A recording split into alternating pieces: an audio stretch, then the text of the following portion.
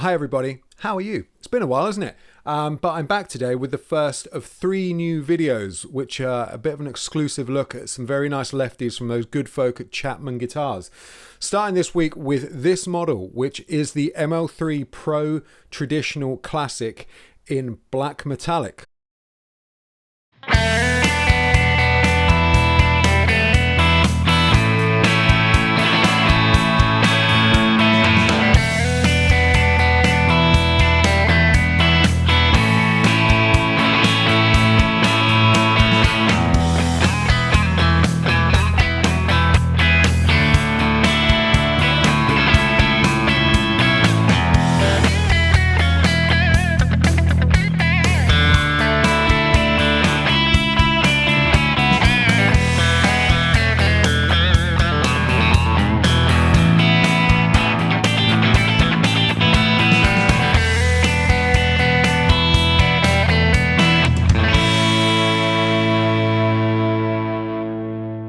So I don't know if you remember or will have seen a video I did quite some time ago when I first started doing these videos on my Chapman Ghost Fret, which has got its own story behind it. In fact, it's the one that's hanging just, where's my hand going? Here we go. There it is.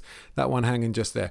And if you have seen that video, not only will you have seen my very stunning beard that I had at the time, but also the fact that I mentioned towards the end of that video that Chapman seemed to have got rid of all of their lefties for a little period there.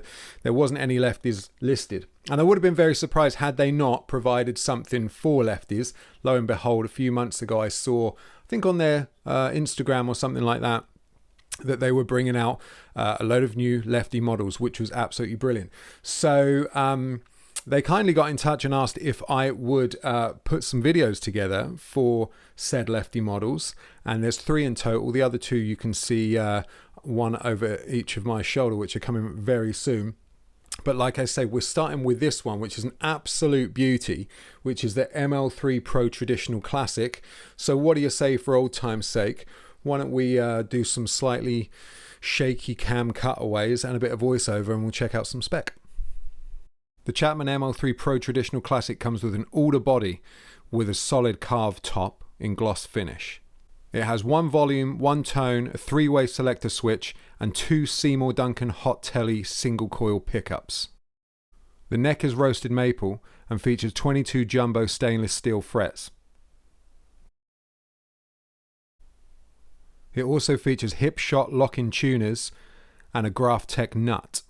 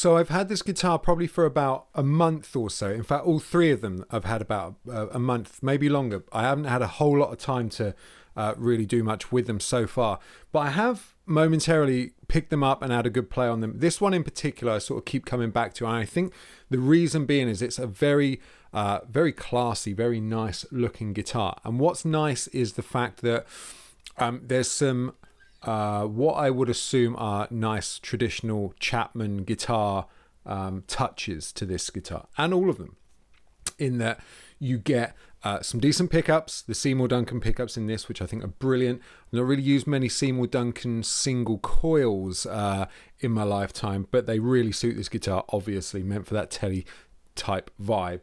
And also the lock-in tuners, and something I didn't mention in the specs is the glow-in-the-dark fret markers along the top, which I've used in my Ghost fret there, which are super useful. The other thing is the roasted maple neck. This is the first time using any guitar with a roasted maple neck, which seems to be more popular these days, and it feels really nice. Dimensions of the neck are really nice, and I like sort of telly style necks anyway.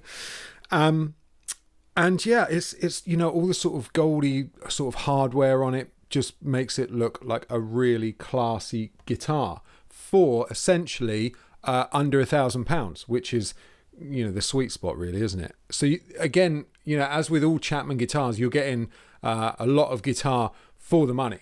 Sound wise, like I say, I really like it. Couldn't really get a bad sound out of it. I sort of played around quite a bit with some different sounds and stuff, and I was really surprised how beefy that the bridge pickup is.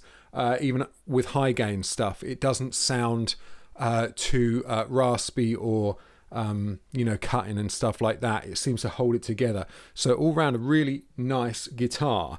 Now, here are a couple of points, couple of slight critical bits. It's nothing major, but I sort of struggled to get the action to a point where I was comfortable with it. It came set very high.